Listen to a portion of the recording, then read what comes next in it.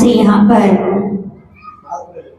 उत्तम क्षमा धर्म के अवतारी, जिन्होंने एक भाव नहीं, दो भाव नहीं, अनेक भावों में जिन्होंने उत्तम क्षमा को अपने हृदय में धारण किया, ऐसे 23वें तीर्थंकर श्री पार्श्वनाथ भगवान की हम सभी लोग यहाँ पर आचार्य कोटिचंद्र भगवान के द्वारा लिखे गए कल्याण मंत्र स्तोत्र के माध्यम से उनकी महिमा, उनकी गरिमा, उनके गुणों का बखान कर रहे हैं।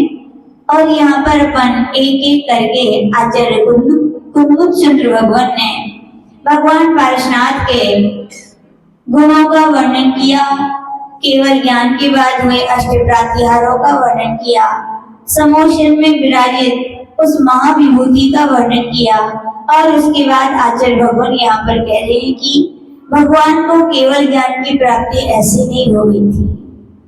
कमठ ने एक एक भाव तक बैर निभाया। क्या निभाया? बैर निभाया। और कमठ के पास क्यों बैर था? कभी इस बात पर यदि अपन दृष्टि डालें तो यूं कहा जाता है, व्यक्ति को क्रोध है वो कमजोर बना देता है। क्या बना देता है? गुस्सा कब आती है? कमजोर व्यक्ति को आती कि शक्तिशाली व्यक्ति को?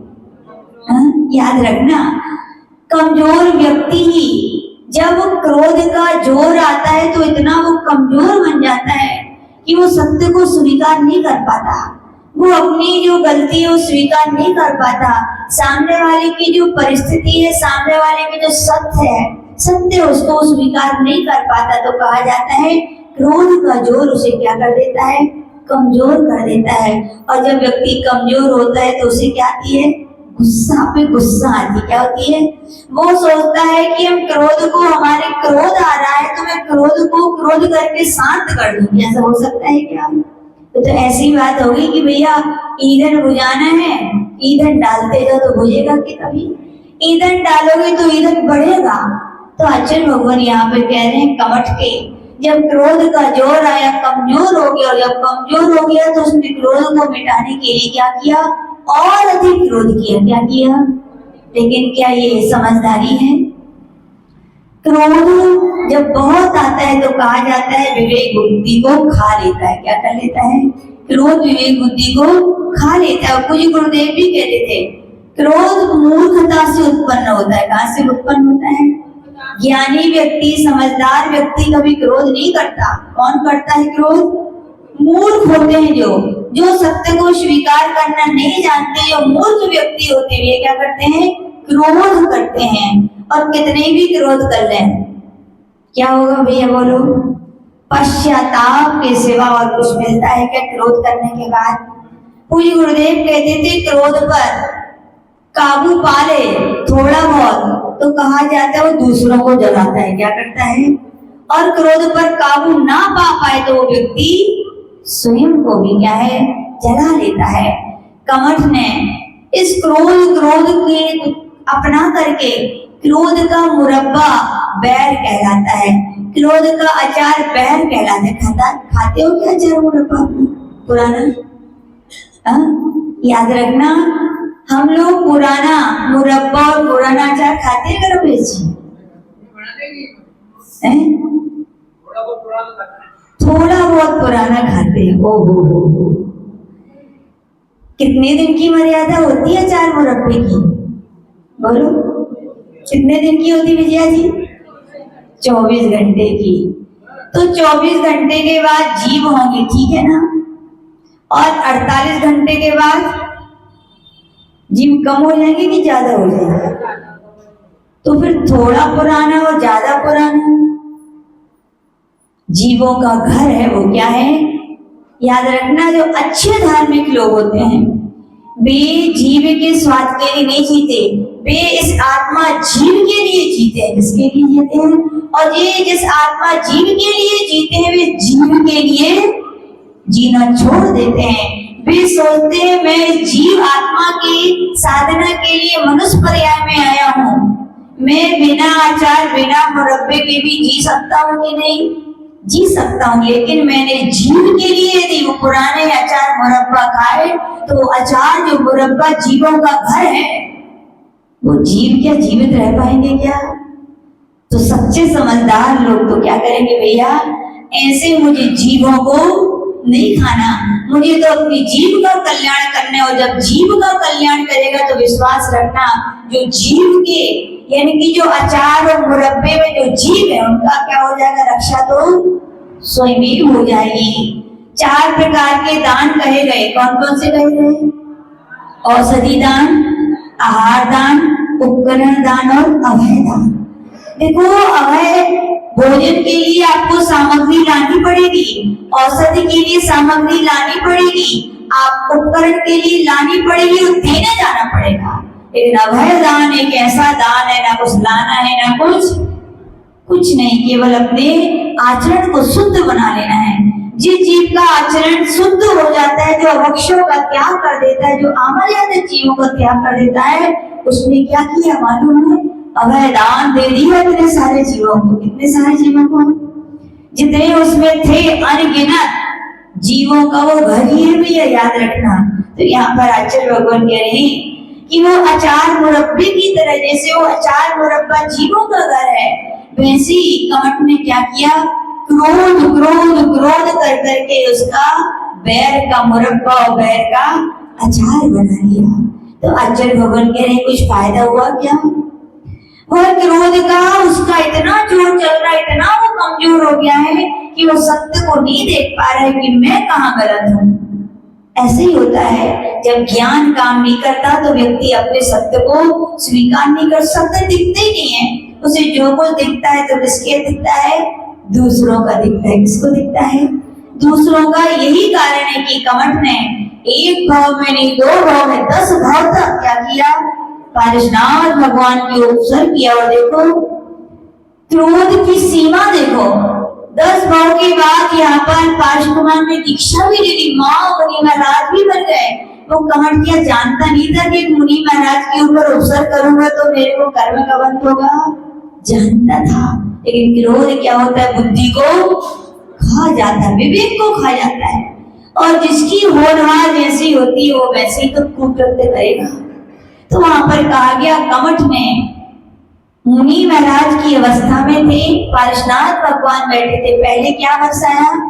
धूल की वर्षा की, फिर ओले और सोले की वर्षा की। और यहाँ पर आचार्य भगवान और कर रहे कि कमठ एक के बाद उपसर्ग किए जा रहा था, लेकिन भगवान पारशुनाथ बिल्कुल विपरीत थे। वो विभाव में जी रहा था तो भगवान पारशुनाथ स्वभाव में जी रहे थे।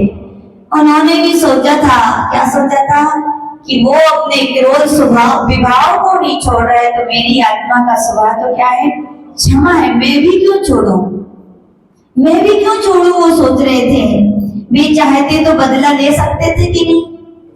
हर पर्यायों में बड़े बड़े देव, बड़े बड़े राजा बने, कुछ भी कर सकते थे, लेकिन उनका चिंतन की धारा एक अलग थी। उन्होंने क्या सोचा था कि मैं अपनों से बदला नहीं लूंगा। क्या? अपनों से बदला नहीं लिया जाता, अपनों को तो बदला जाता है। क्या उनका चिंतन था? अपनों को ऋषभ जी बदला जाता है, उनके बदलने का इंतजार किया जाता है। पारशुनाथ भगवान अभी भी इंतजार कर रहे हैं कि कमठ मेरा 10 भाव पहले का मेरा भाई है। कौन था? मेरा भाई था। वो क्या है? बदले। क्या उसे जीत नहीं सकता? क्या उसके लिए भगवान पारशुनाथ हरा नहीं सकते थे? तो उन्होंने कहा ना, अपनों को हराया नहीं जाता, अपनों को तो प्रेम से, वात्सल्य से, क्षमा से जीता जाता है। भगवान पारशुनाथ ने यही सोचा, मैं इसको हराऊंगा नहीं, मैं इसको किससे? क्षमा से जीतूंगा। ऐसी इनकी उत्कृष्ट भावना थी। यद्यपि यूं कहा जाता है, ज्यादा सरलता ठगी जाती है ना। बोलते हैं दुनिया चलती है तो टेढ़ेपन से चलती, सरलता से चलती है क्या? बोलो नहीं चलती माता जी। लेकिन भगवान पारशुनाथ से पूछो कि भगवान इतने सरल क्यों थे आप? हम लोग के भी आचार्य कई बार सुनाते थे, लोग आते थे, आचार्य बहुत सरल थे, बहुत सरल। तो सब लोग बोलते थे आचार्य आप इतने सरल हैं। इतने सरल नहीं बने, सरलता ठगी जाती है। बोले क्या है? लोग सरलता को ठग लेते हैं, उसी का कारण है आप कुछ नहीं कहते तो लोग आपके ऊपर उपसर्ग कर रहे हैं।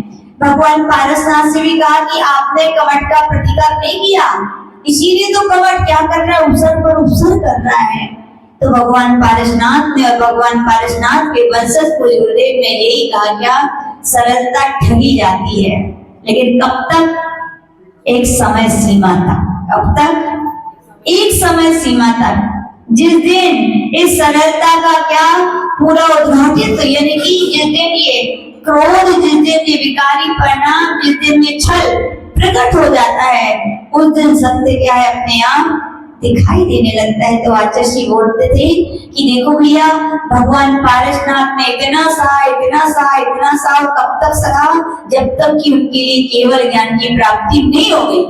यानी कि भगवान ने इतना सहा, हमें भी शिक्षा लेनी चाहिए कि हम भी क्या करें? सहना सीखें। क्या सर? अभी तक अपन कहना जानते हैं, क्या कहें?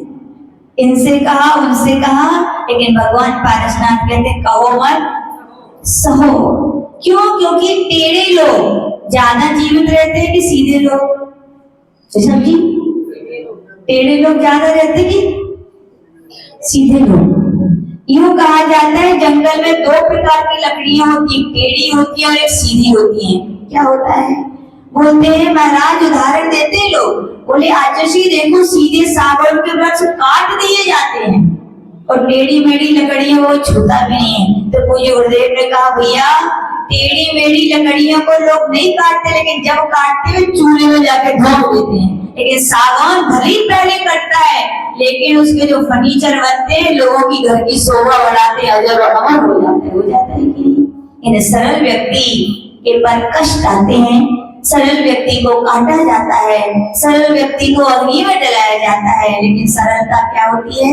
सरलता का एक प्रभाव रहता है कि अग्नि भी नीर बन जाती है, सूर्य भी सिंहासन बन जाता है।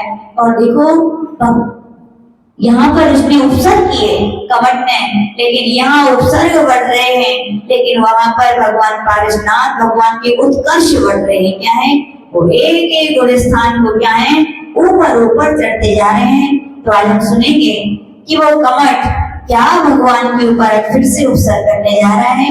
छंद नंबर 33 अपन सीखेंगे। ध्वस तोड़ केश विकृता कृति मर्त्य मुंड धस्तोर्ध्वकीश विकृता कृति मर्त्य मुंड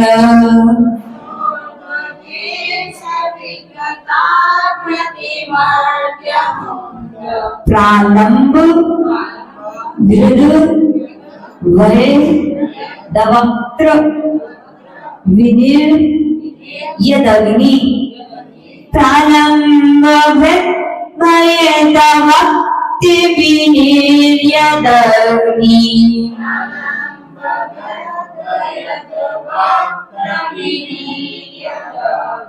प्रेतम व्रजा, प्रेतम वाव वजन का उच्चारण करेंगे ताकि बात। प्रेतम व्रजा प्रति भवंत मपि जितो यह। प्रेतम व्रजा प्रति भवंत मपि जितो यह।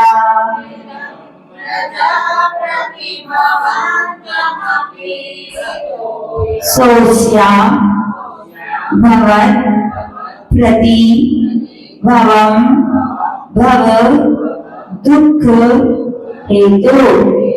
सोस्यामः प्रति भवम भव दुख हेतु।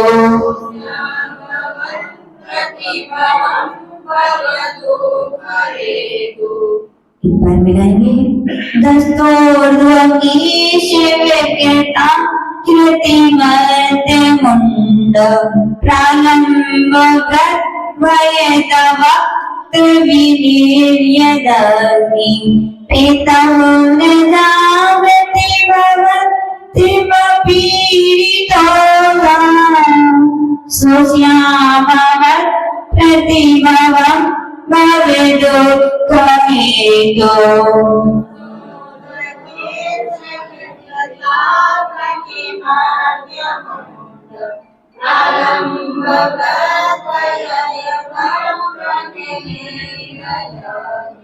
बस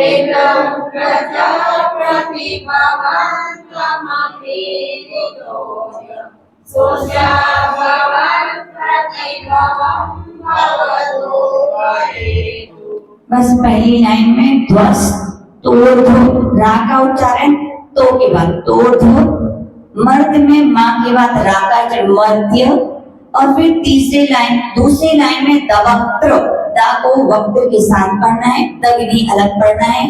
तीसरी लाइन में पेत, ग्र आया है बावजन और रा से मिलकर बना है, ता के बाद आधे बावजन का उच्चारण करके प्रेत ग्रजा।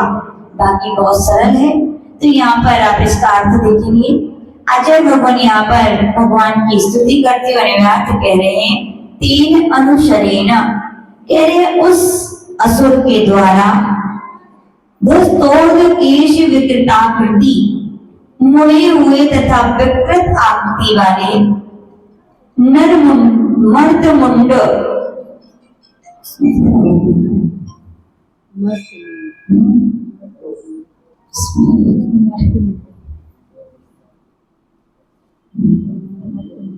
इसका अर्थ है इधर उधर बिखरे हुए, ऊपर की ओर विकराल केशों के समूह से विकृत। फिर यहाँ पर कह रहे हैं कि नर्त मुंड, मर्द यानी कि मनुष्यों के मुंडों के प्रालंब व्रत यानी मालाओं को धारण किए हुए थे, यानी कि। और फिर आगे कह रहे हैं कि भय दवक्त विनेर्य दग्नि, यानी कि जिनके भयंकर मुखों से क्या है अग्नि निकल रही थी, ऐसे प्रेतव्रजा यानी भूत पिशाचों का समूह, भवन्तम प्रति यानी आपके प्रति, ईरिता यानी प्रेरित किया गया था, दौड़ाया गया था, सा यानी वह, अस्य उस असुर को, प्रतिभवम प्रत्येक भव में, वह दुख हेतु संसार के दुखों का कारण अवगत यानी हुआ। यहाँ पर आचार्य पूज्य भगवान कह रहे हैं कि रज की वर्षा के बाद, ओले सोले की वर्षा के बाद, जब उसने देखा कि महामुनिराज पार्श्वनाथ भगवान अपनी साधना में क्या है, अटल है, निश्चल है, चलायमान नहीं हो रहे, तो उनके चलायमान करने के लिए यूँ कहा जाता है कि उस असुर कुमार ने अपनी विक्रिया रीति के द्वारा क्या किया था, भूत पिशाचों को क्या किया था, उनके ऊपर उपसर्ग कराया था। और वे भूत पिशाच कैसे थे, तो कह रहे हैं कि उन भूत पिशाचों के बाल क्या थे, खड़े हुए बाल थे, इधर उधर उड़ रहे थे उनके बाल, और उनका चेहरा कैसा था, विकृत था। उनके गले में नरमुंड यानी मनुष्य जब के मुंड की यानी कि जो सिर का धड़ होता है उसकी मालाएं क्या है, वे पिशाच लोग पहने हुए थे, और उन पिशाचों के मुख से क्या हो रही थी, अग्नि निकल रही थी। ऐसे भूत पिशाचों का समूह भगवान महामुनिराज पार्श्वनाथ के ऊपर क्या किया था, उसने दौड़ाया था, इसलिए कि भगवान अपनी साधना से क्या हो जाए, चलायमान हो जाए। बिल्कुल सही है। जब व्यक्ति हारने लगता है और दूसरा व्यक्ति जीतने लगता है तो क्या होता है, फिर व्यक्ति उसको उसकी साधना से, उसकी जीत से वो क्या, मैं नहीं जीत पा रहा हूँ तो क्या सोचता है, मैं दूसरों को भी नहीं जीतने दूंगा। ये कहलाती प्रतिस्पर्धा, ईर्ष्या भाव। क्या कहलाते हैं, एक व्यक्ति जब देखता है कि हम खुद नहीं उठ पा रहे, जो दूसरा उठ रहा है, तो उसके लिए क्या करता है, वो टांग खींचता है। ऐसे ही है ना। तो यहाँ पे ऐसा कहा गया, इसका अर्थ अपन लोग देखेंगे। पार्श्वनाथ की गुणगाथा सब मिलकर गाओ रे,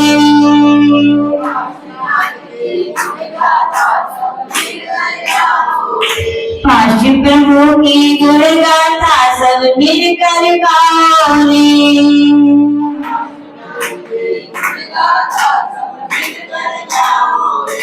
प्रभु की भक्ति हो, प्रभु की भक्ति तो पार लगाए रे, पार्श्व प्रभु की गुणगाथा सब उठे केस आकृति विकृत, नरमुंड माला सज्जे, उठे केस आकृति विकृत, नरमुंड माला सज्जे, नरमुंड माला सज्जे। अग्नि उगले मुख से नीर, अग्नि उगले मुख से नीर, करे पिशाच भयंकर नृत्य, प्रवर्धाते आत्मनीत, करे पिशाच भयंकर नृत्य, प्रवर्धाते आत्मनीत,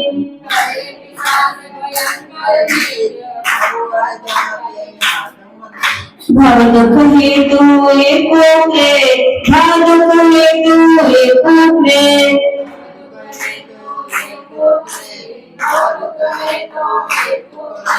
प्रवर की समता प्रवर की समता उपसर्ग जही बनाए रे पार्श्वनाथ की।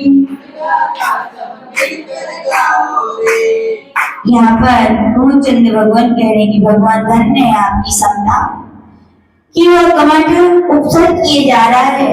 बहुत सारे भूत पिशाचों को जिनकी आकृति विकृत थी, जिनके उठिए हुए बाल थे, जिनके गले में निर्मुंडों की मालाएं पहनी हुई थी, जिनके मुख से क्या निकल रही थी, अग्नि निकल रही थी, ऐसे यानी कि पूरे जंगल को भयभीत करने वाले, पूरे जंगल में वहां पर आवाज केवल इसकी गूंज रही थी। सारे लोग यहाँ पर भयभीत हो गए, लेकिन धन्य है आप क्या है भयभीत नहीं हुए। वो उपसर्ग कर रहा था बढ़ते क्रम में, तो आप भी अपनी समता के साधना के द्वारा में क्या है बढ़ते क्रम में जा रहे थे। आज गोचंद्र भगवान से कह रहे हैं कि क्या किया भगवान पारसनाथ, आपका जो कुछ बिगड़ा क्या? कुछ नहीं बिगड़ा। क्यों? क्योंकि आप तो साधना की निश्चल मूर्ति थे। उसने कुछ भी बाहर से किया, लेकिन आपको तो बाहर का भान ही नहीं था, क्योंकि आप थे तो कहाँ थे? अपनी निज आत्मा के ध्यान में ही थे। आपको क्या बाहर का शत्रु है उनके लिए नजर ही नहीं आ रहा था, क्योंकि उन्होंने अपने अंतरंग शत्रुओं को नष्ट करने की क्या है अपनी प्रतिज्ञा ली थी। पूज्य गुरुदेव भी कहते थे जिसने अंतर शत्रुओं को पहले नष्ट किया है, उसके बाहर क्या शत्रु होंगे? कोई नहीं होंगे। और तो अपन लोग क्या करते हैं, बाहर के शत्रुओं को नष्ट करते हैं, और अंदर के शत्रु कौन है? भी अंदर के शत्रु आपके क्रोध, मान, माया, लोभ। अपन दूसरों के ऊपर उंगली उठाते हैं, ये ऐसे, ये ऐसे, ये ऐसे हैं। लेकिन आचार्य भगवान कह रहे भैया आप भी तो देखो हम कैसे हैं। अपन क्या कहते हैं कि इनके कारण गुस्सा आ गया, इनने हमारा बिगाड़ दिया, इनने हमारे लिए ऐसा कर दिया। सत्य है क्या? हो सकता है। कर्म का उदय आता है तो बिना प्रत्यय बिना निमित्त के कोई उदय नहीं आता। कर्म का उदय आया है तो कोई ना कोई निमित्त बनेगा ही, और निमित्तों को दोष देना अपने यहाँ पर भगवान महावीर ने, भगवान पारसनाथ ने कहा क्या? नहीं कहा। क्यों नहीं कहा? क्योंकि हम जब तक निमित्तों को दोष देते रहेंगे तब तक आत्म कल्याण होने वाला है क्या? नहीं होने वाला। उदाहरण के तौर पर मान लीजिए मुगाड़ा की अम्मा थी, अब कौन थी? जया जी आप ही थी, और बड़ी मेहनत से पैसे कमाती थी, और क्या करती हैं? पैसे को बैंक में जमा करती थी, हर महीने कुछ ना कुछ जमा करती थी। और एक बार की बात है, जब ब्याज आने के दिन आए, पैसे लौट के आते हैं, कितने बैंक में कितना ब्याज।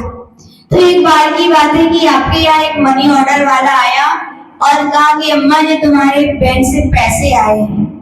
तो उसने खोले तो बैंक में कितने रुपए थे जया जी? कितने पैसे रुपए आए? बोले माता जी 10,000 रुपए। कितने आए? 10,000 रुपए। अम्मा खुश हो गई, वाह अच्छो भैया है जो, तो 10,000 रुपये दे दो बोले। फिर अगले महीने फिर आया, लेकिन क्या हुआ, जैसे ही इन्होंने वो पैकेट खोला मनी ऑर्डर का, जो लिफाफा था उसको खोला, तो कितने रुपए थे? कितने रुपए थे जय जी? 5,000। कितने थे आप? तो उन्होंने जैसे ही देखे जी 5,000 रुपए, और उन्होंने किसको देखा? मनी ऑर्डर लाने वाले व्यक्ति को देखा। अरे जो नहीं है, जो तो बदल गो बोले। बोले वो भैया अच्छो तो। बोले कितने रुपए लाया था? तो जी तो बोले ऐसे ही, बोले 5,000 लाया, अच्छा नहीं है बोले। फिर क्या हुआ, तीसरे महीने फिर मनी ऑर्डर आया और वो पैसे कितने ले आया, कितने लाया, 15,000 आ गया। अब तो जैसे ही उनने खोला गदगद हुई, हो पहले वाला अच्छा था, दूसरे वाला तो खड़ूस था, और तीसरे वाला तो बहुत ही अच्छा है बोले। कितने लाया, 15,000। और अगले बार फिर मनी ऑर्डर आया, कितने रुपए आए, 1,000। कितने आए। अब जया जी तो सोच रही कि ऐसा जो भैया है, पहले वाला तनक अच्छो तो, दूसरे वाला तनक खराब तो, फिर तीसरे वाला अच्छो तो चौथे वाला तो बिल्कुल ही खराब है।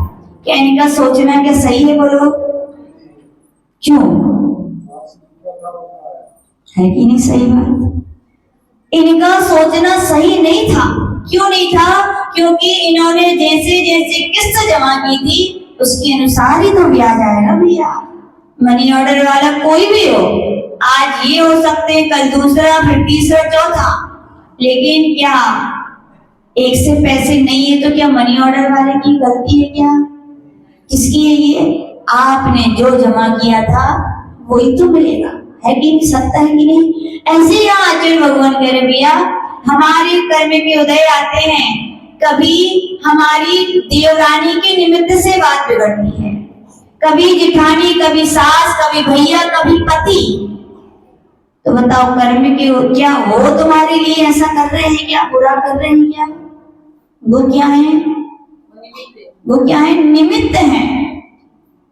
देवरानी आपसे अच्छे से बात कर रही, लेकिन जिठानी नहीं कर रही है, क्या बात है भैया, जिठानी अच्छी है, देवरानी खराब है।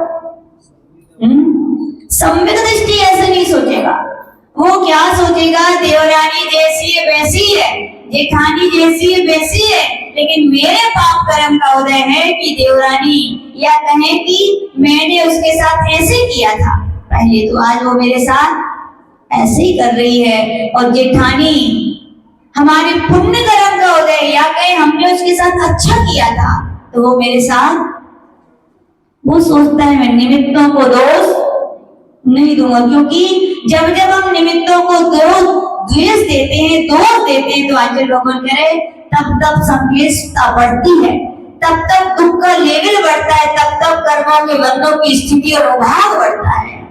सम्यक दृष्टि से दूसरों को दोष देगा क्या, लेकिन देते तो पर यही है, कोई बात नहीं, अब तक नहीं मालूम था लेकिन अब तो मालूम चल गया।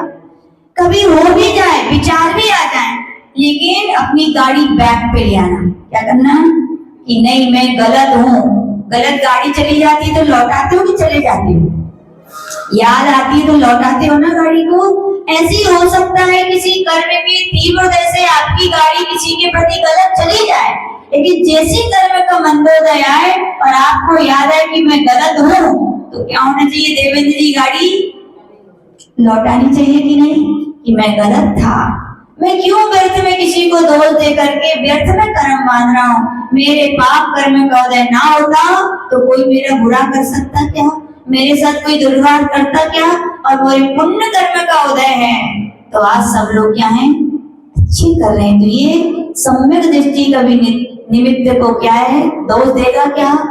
यही पारिशनाथ भगवान सोच रहे भैया, कमठ तो क्या है, निमित्त है, और मैं निमित्तों में घूमने वाला मैं नहीं हूँ, मैं तो मेरे उपादान को निहारूंगा, मैं अपनी आत्मा को निहारूंगा।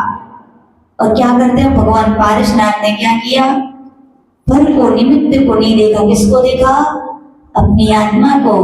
अपनी चीज को देखते हैं तो आनंद आता है कि नहीं, बोलो। दो पुत्र खड़े हो, एक पराया और एक अपना, तो किसको देखने में आनंद आएगा, बोलो। अपनी हाथ की जली रोटी भी अच्छी नहीं लगती क्या, लगती है ना। अपना अपने ही होता है कि नहीं। वो प्राणियों जिन्हें आप अपना कह रहे हो, वास्तविकता वो अपनी नहीं, अपनी है तो कौन है, आत्मा है।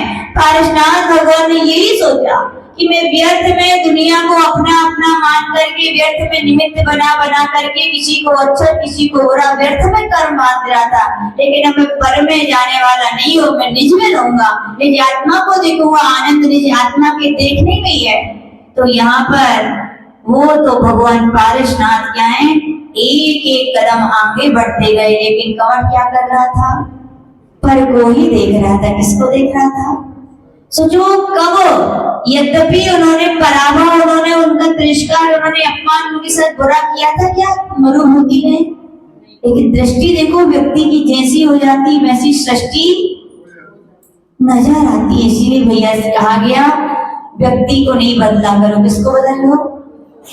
लोग कहते हैं सास से नहीं बनती तो सास से अलग हो जाओ, जिठानी से नहीं बनती तो जिठानी से अलग हो जाओ, नंद से नहीं बनती तो उनसे अलग हो जाओ। कितने कितने से अलग हो गए भैया। अलग वास्तविकता में उनको नहीं करना। किसको करना है? जिन कर्मों के उदय से हमारे ऐसे निमित्त मिल रहे हैं, उन कर्मों को क्या करना है, मन को अलग करना है। पारसनाथ भगवान तो यही सोच रहे थे, लेकिन कमठ ने क्या किया? नहीं भी भगवान पारसनाथ ने कुछ नहीं किया, लेकिन वो क्या है, वो यही सोच रहा था कि इन्होंने ऐसा किया। सत्य थी क्या बात? नहीं थी। उन्होंने सत्य को स्वीकारा नहीं, तो क्या हुआ? असत्य के मार्ग पर देखो बढ़ते गए बढ़ते गए बढ़ते गए। क्या है? एक ऊंचाइयों के मार्ग पर बढ़ रहे हैं और एक नीचे जा रहे हैं। एक सिद्धशिला की ओर जाने की तैयारी, दूसरे की नरक और निगोद में जाने की तैयारी। तो आचार्य भगवान यही कह रहे हैं, कमठ ने भगवान के ऊपर खूब सर किया, लेकिन भगवान का कुछ नहीं बिगड़ा। क्यों? क्योंकि उन्होंने कभी शत्रु को शत्रु रूप से देखे नहीं था। उनकी तो इतनी अच्छी निर्मल दृष्टि थी, वो तो सोच पूछो उनसे, भगवान पारसनाथ आप क्या कमठ शत्रु था क्या? तो वो कहेंगे ना। बोले दुनिया में उससे बड़ा मेरा हृदय से कोई नहीं है। बोले तो क्या कहेंगे?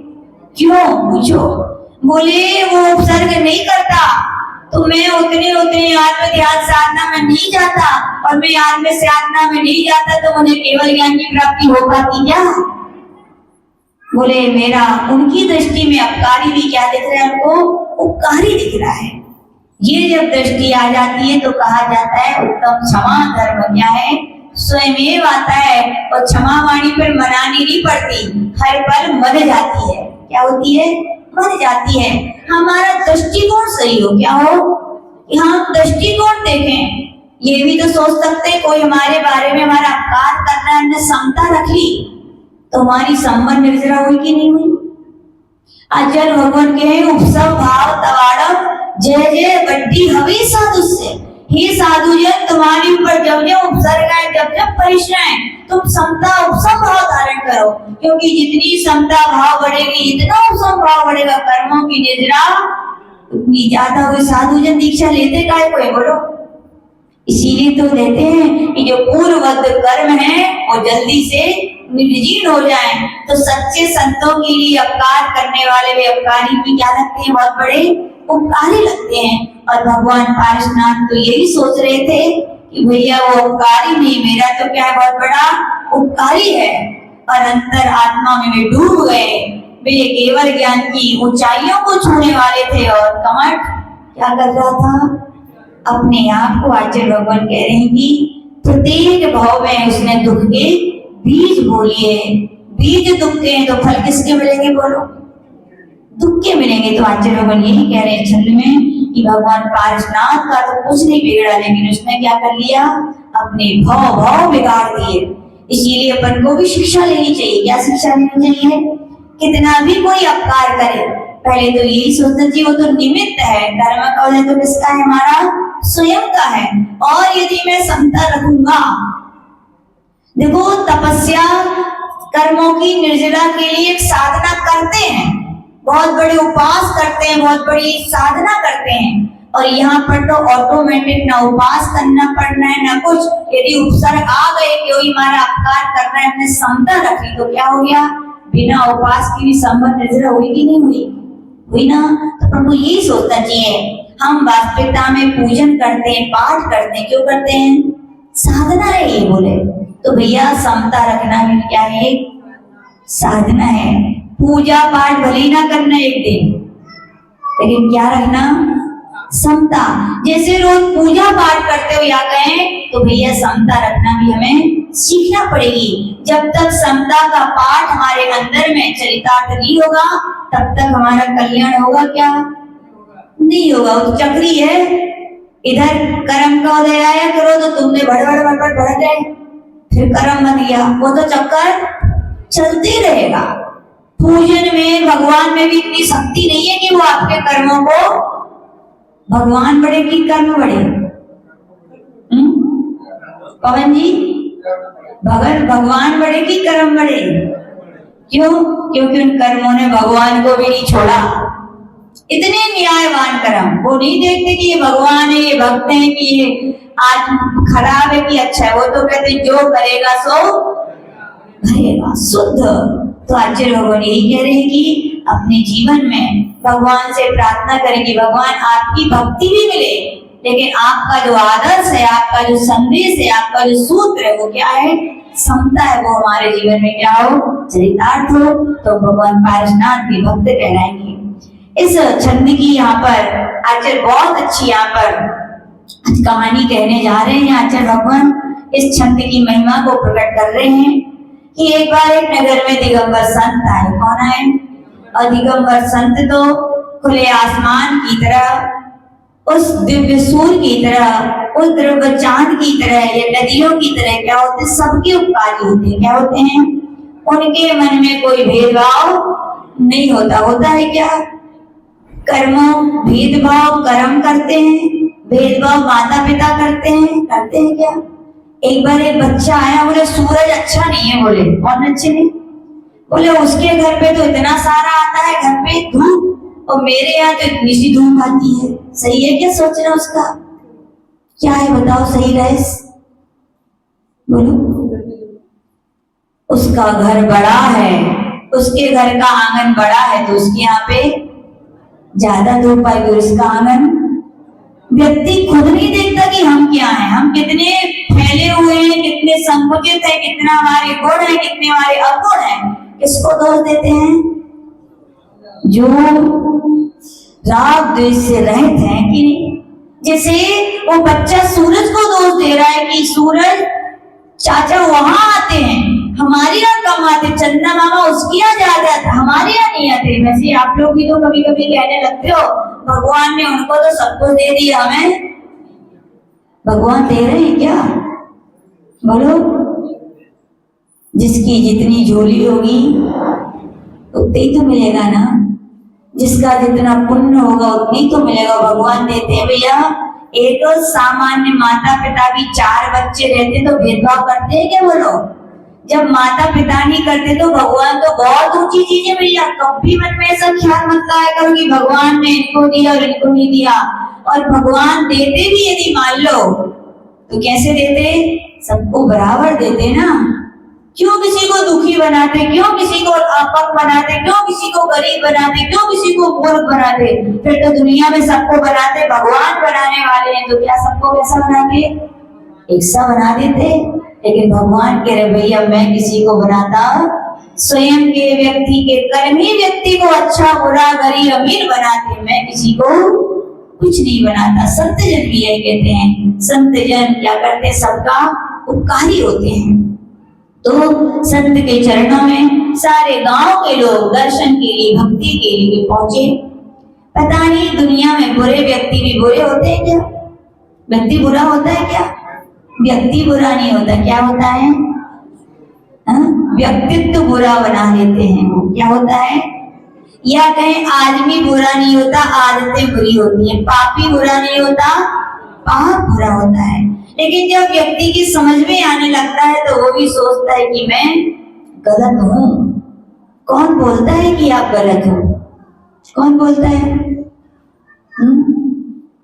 याद रखना पूज्य गुरुदेव बोलते थे कितना भी बड़े से बड़ा अपराधी हो छोड़ो, जब वो आंख बंद करके एकांत में शांत मन से बैठ जाए और स्वयं पूछे कि मैं जो कर रहा हूं सही कर रहा हूं कि नहीं, तो आवाज आएगी कि आप गलत। कौन बोल रहा है? ये स्वयं की आत्मा बोलती। कौन बोलती है?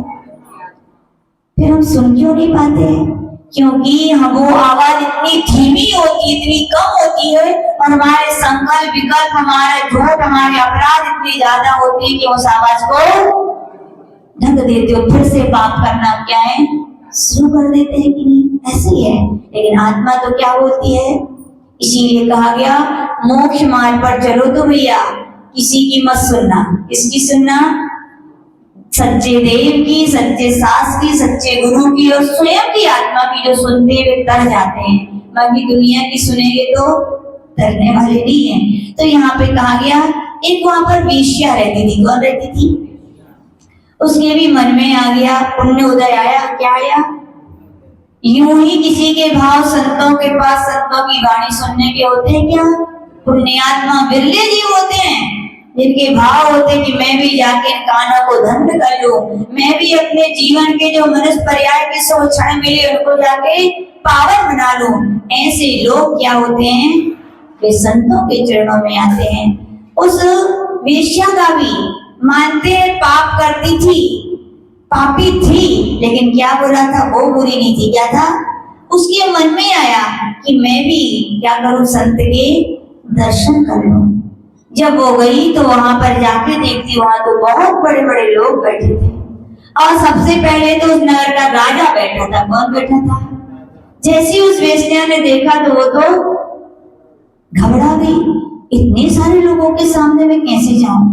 वो इंतजार करती है, लेकिन एक आता है तो एक भीड़ लगी हुई थी। क्या करे? कोई उसे नहीं देख रहा था, लेकिन नजर पड़ी तो मालूम किसकी पड़ी? किसकी पड़ी? पड़ी नजर मालूम है? इतनी भीड़ में कौन आपको देखेगा? जो आपका अपना होगा। इस भाव का हो या ना हो, लेकिन अगले भाव का तो गारंटी से होगा, वो ही देखेगा। इतनी भीड़ में बोले राजा की और राजा की प्रजा ने किसी को नहीं देखा। देखा तो राजा की रानी ने देखा। किसने देखा? और जैसे उसने उसके लिए देखा और उसके प्रति उसका प्रेम उमड़ आया, वात्सल्य उमड़ आया और उसने जाके कहा कि चलो बहन तुम भी दर्शन कर लो। तो बोली महारानी आप जानती नहीं हो मैं कौन हूं, मैं अपवित्र हूं, मैं स्पर्श योग्य नहीं हूं, आपको स्नान करना पड़ेगा। तो रानी कितना अच्छा बोली, यहाँ जितने आए सब अपवित्र ही तो पवित्र होने आए हैं, कुछ ज्यादा है तो कुछ कम है। बोले संतों के चरणों में कोई भेदभाव नहीं होता।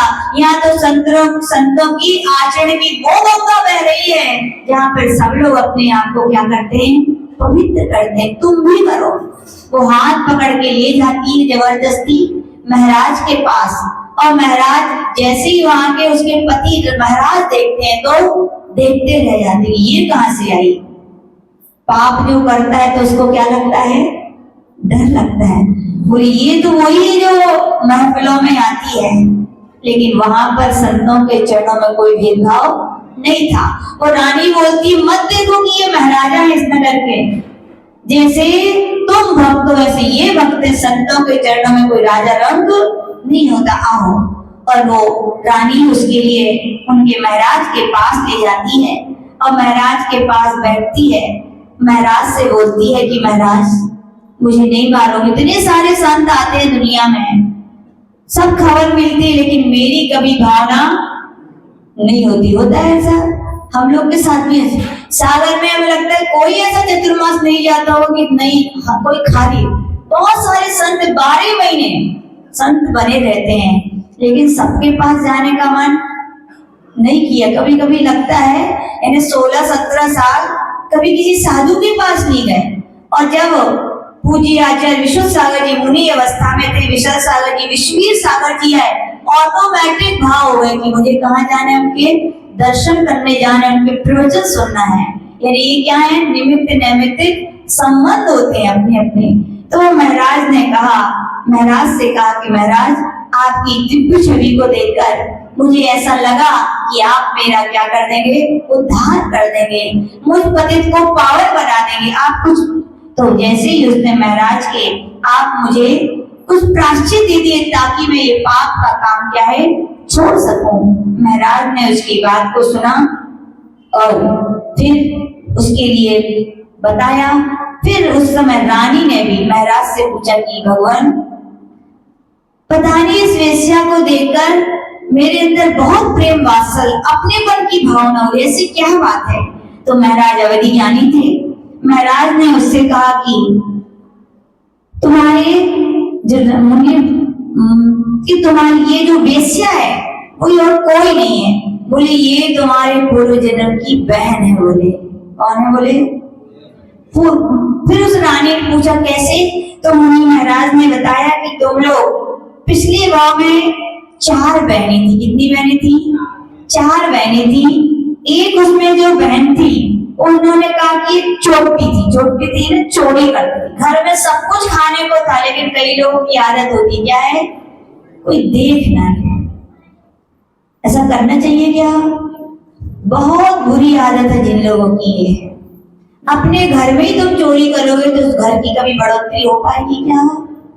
याद रखना, दरिद्रता की निशानी है जो अपने घर में ही रहते अपनी चोरी करके खा रहे। अरे खाना है पेट भर के खाओ ना। कई लोगों को झूठा वो करने की आदत होती है, कुछ बना रहे फिर खा लिया, आए फिर खा लिया। अच्छी आदत है? कुलक्षण के लक्षण है। दरिद्रता आती, ध्यान रखना जिन लोगों के घर में ऐसी आदतें होती हैं। तो कहा कि वो छोटी थी, सब कुछ होने पर भी वो क्या, उसकी चोरी करने की आदत थी। हर चीज में क्या खाएगी तो चोरी से खाएगी, कुछ चाहिए सामान तो चोरी से मंगा लो ना। श्रीमान जी के पैंट में से पैसे भी निकालने हैं तो क्या चोरी की जरूरत? तुम क्या सोच रहे थे? सीधे तो श्रीमान जी, तुमको पता ही नहीं चले तुम निकाल लो। ऐसे ही क्या?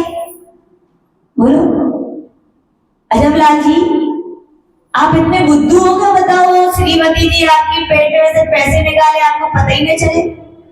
बोले पता तो चल ही जाता है, लेकिन भली कहें या ना कहें, लेकिन चोरी का आपको दोष लगेगा क्या? बोलो लगेगा ना। देखो बेचारे में खून पसीना है, एक इलाज तो कर रहे हैं आप, रोके इलाज आप। उन्होंने पहले पुण्य किया था, उन्होंने कर्जा लिया था, वो चुका रहे हैं। क्या कर रहे हैं? सब आप ही के इलाज कर रहे हैं। फिर क्यों चोरी कर रही हो भैया? मंगा लो ना। उनको पता है कि इन्होंने ही निकाले होंगे और आपके लिए आए हैं, तो आपको क्या चोरी करना चाहिए? नहीं। कई लोग बोलते माता जी घर में तो झूठ बोलना ही पड़ता है। बोले क्यों? बोले दाल रखी भी होगी 1 किलो, फिर भी 10 दिन पहले से कहो दाल नहीं है, वह दाल नहीं है, वह दाल नहीं है। अरे तुम कह दोगे उनसे, सीधी कहो ना 10 दिन पहले से, देखो भैया 10 दिन की, अरे तो तुम्हारा क्या जा रहा है? 10 दिन के बाद बनाइयो ना, तो अपने आप लाइन पे आ जाए। खाने नहीं मिलेगी तो अपने आप लाएंगे, और नहीं खाएंगे तो तुम्हारा का जा रहा। क्यों झूठ बोल के अपना कर्मों का वजन बढ़ा रहे हो? भार है भी नहीं रमेश जी। सीधी कहो 10 दिन की बची है, लइयो तो ठीक, नहीं लइयो तो बिना डाल के तुम भी खाइए और हम भी खाएंगे, लेकिन हम झूठ बोलो। ऐसा नहीं हो सकता क्या? हो सकता है। यदि कर्म से डर है तो ऐसा भी दाल खानी जरूरी है कि कर्म बांधना जरूरी? क्या जरूर? बताओ क्या अच्छा है? दाल खाने से अच्छा है कि कर्म बांधना अच्छा है? बोलो बोले दाल खाना अच्छा है, कर्म तो ठीक है, ये बनते ही रहता है। नहीं भैया, जब तक था ज्ञान था, लेकिन अब क्या हो गया है? ज्ञान हो रहा है। एक समय में सिद्धों के अनंत भी, अभव्यों के अनंत बुरे कर्मों का बंध कर रहे हो भैया। छोटे मोटे कर्म नहीं बांध रहे अपन। और जिन कार्यों के करने से हम बच सकते हैं तो बचना चाहिए कि नहीं? बोलो। यदि सीधी कहो ना अपने श्रीमान जी 10 दिन की बची है, ले लियो, और ना लाए तो तुम भी ना खाइए, उनको भी ना खिलाइए, कम से कम करने से तो बचोगी, है क्या नहीं?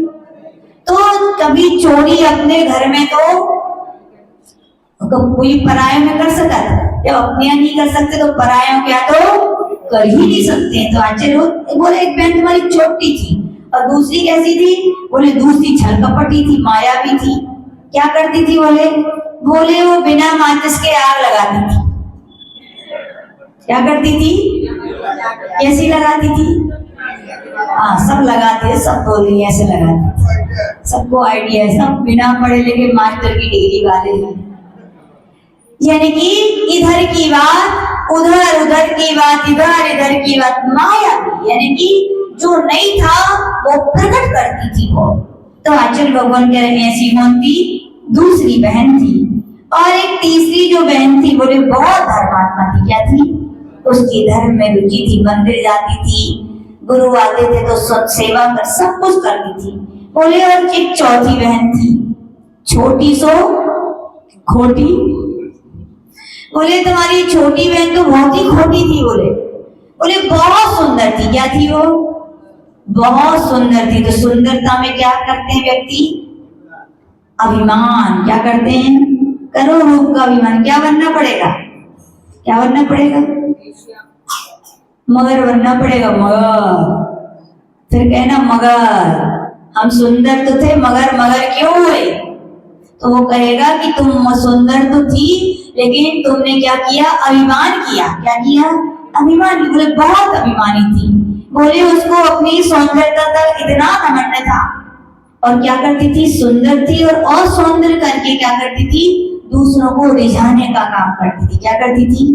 आपको पता है, हमने ब्रह्मचर्य के दिन बताया था, महाराज माता जी से कहा गया कि ब्रह्मचर्य की रक्षा करनी है तो स्व शरीर संस्कार का त्याग करो, अपने शरीर को सुंदर नहीं बनाओ। क्यों नहीं बनाओ? तो वहां पर आचार्य भगवान कह रहे हैं आपने शरीर सुंदर बनाया, आकर्षक बनाया। बोले बनाने की तो बात अलग है, यदि आप सोच भी रहे हो ऐसा कि मैं सुंदर दिखूं, लोग मुझसे आकर्षित हो, तो भी कहा गया कि साता वेदी अंतरा कर्म बांध रहे हो आप। बोले और यदि आपसे आकर्षित होकर किसी का भाव बिगड़ गए तो क्या होगा बताओ? तुम्हारा शील रह पाएगा क्या सही? नहीं रह पाएगा। लेकिन वो छोटी क्या करती थी?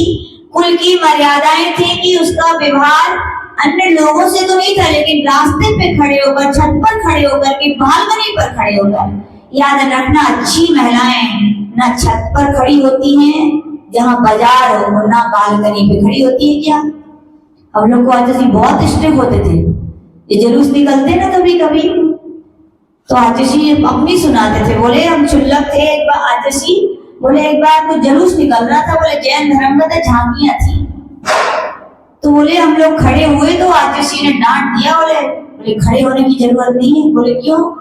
बोले समाज देखेगी और कह सकती कुछ भी, किसको देख रहे थे? अब बोलो क्या रह जाएगा? अपने पास कोई उत्तर है क्या? बोले अपनी मर्यादाएं अपने हाथ में, इसलिए अच्छे सभ्य लोग बालकनी पर सामने खड़े होकर कुछ भी, पता नहीं किसकी नजर कैसी दुनिया वालों की, तो नहीं खड़े होते। लेकिन वो जो छोटी बहन थी क्या थी? उतने ही वो क्या करती? दूसरों को मोहित करती थी, दूसरों को रिझाने की कोशिश करती थी। और एक बहन जो धार्मिक थी, एक जितनी अंतरंग भावनाओं से जुड़ी हुई थी वो उतनी अंतरंग भावनाओं से दूर थी। एक आत्म साधना करती थी तो ये बाहर शरीर से मोह करती थी। ऐसे समय व्यतीत होता गया और आचार्य भगवान कह रहे हैं कि जब चारों का मरण हुआ, किसका मरण हुआ?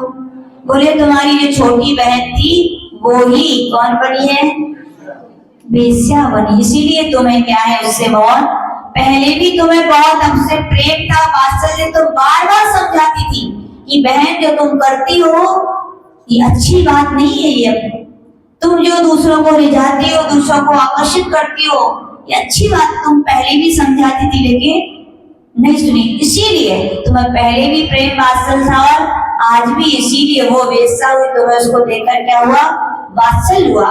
फिर वो वेश्या मुनि महाराज से बोलती भगवान मैं अब क्या करूं इसके पाप के भार से मुक्त होने के लिए? तो महाराज जी ने यही कहा था कि आजीवन ब्रह्मचर्य धारण करो, सात्विक जीवन जियो। और छंद नंबर 33 है, उसकी रिद्धि मंत्र ओम ह्रीं अरम नमो जीवत्ताय वित्ताय, या फिर ओम ह्रीं अरम नमो असनी पातादि वारणाय सबको सही पत्तारम, ओम ह्रीं कमठ दैत्य प्रेषित भूत पिशाच आदि छोप्यायसी वासना जिन्हें नमः। इसकी क्या करो तुम?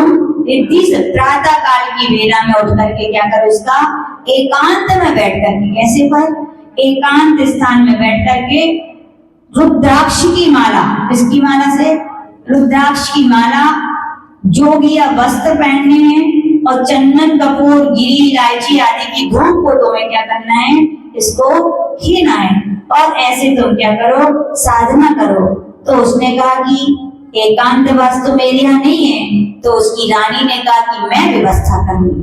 किसी की साधना में सहायक बनना भी बहुत बड़ी साधना कहलाती है। तो उसने कहा मैं करूंगी, और वो ऐसा करने लगी।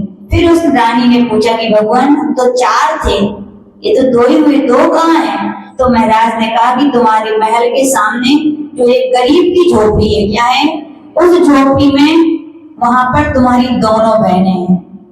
वो गई, देखा तो बोले कुछ नहीं है महाराज। बोले है, बोले वहां जो एक गाय बंधी है और एक जो बैल है वो ही तुम्हारी क्या है, दोनों बहनें हैं। उन्होंने कहा कि चुगलखोर की आदत थी इसलिए बैल बनी है, और चोरी की आदत थी इसीलिए गाय बनी है। पहले इन दोनों का बहुत प्रेम था इसलिए आज भी दोनों क्या बने हैं, गाय और बैल बने हैं। तो उस रानी ने पूछा कि भगवान मैं उनको कैसे समझाऊं कि वो समझ जाएं? तो महाराज ने कहा कि वो समझ जाएंगे गाय बैल। बोले क्या करें? तो बोले तुम क्या करना?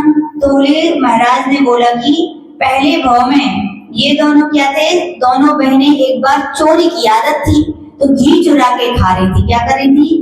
घी चुरा के खा रही थी। लेकिन जब पकड़ी गई तो उन्होंने आरोप दूसरे के ऊपर लगा दिया था। उसके पाप के तिर्यंच गति मायाचारी करने से दोनों क्या हुए, ये हुए।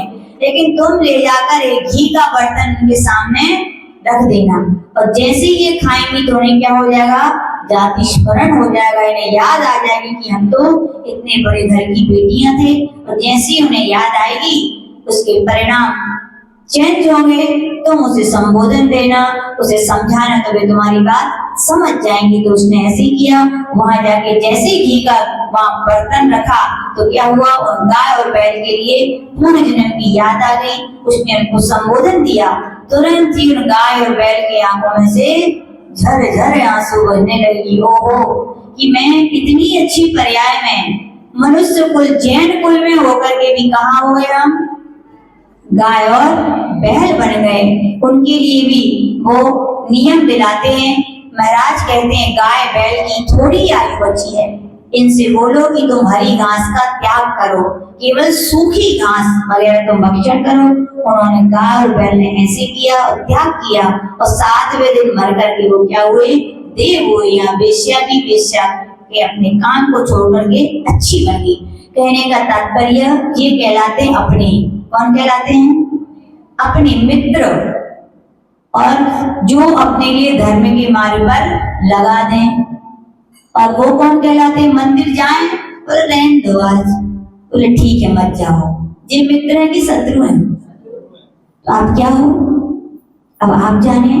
तो आज के भगवान पारसनाथ भगवान ने तो यही कहा कि वो कवट हमारा क्या था, शत्रु नहीं था, वो तो क्या था, मित्र था, कि वो हमारे केवल ज्ञान कराया। आप भी जो आपके लिए अच्छी मार्ग बताएं, अच्छे रास्ते पर ले जाएं, वो क्या है, आपके शत्रु। बड़े खराब है, लोग टोकते ही रहते, ये करो वो करो। आपके लिए आज शत्रु लग रहे हैं, लेकिन उनके हिसाब से चलोगे तो क्या, वे आपके लिए मित्र क्या होंगे, सिद्ध होंगे, आपको उपलब्धियों को प्राप्त कराएंगे। और जो आपके लिए गर्त के गड्ढे में गिराने वाले हैं, धर्म के संस्कार नहीं दे पा रहे, उनको आज आप क्या समझ रहे हो, बहुत अच्छे हैं, लेकिन आज अच्छे लग रहे हैं, लेकिन भविष्य में क्या होंगे, वे बहुत गलत सिद्ध होंगे। इसी भावना के साथ जय बोले श्री पारसनाथ भगवान की।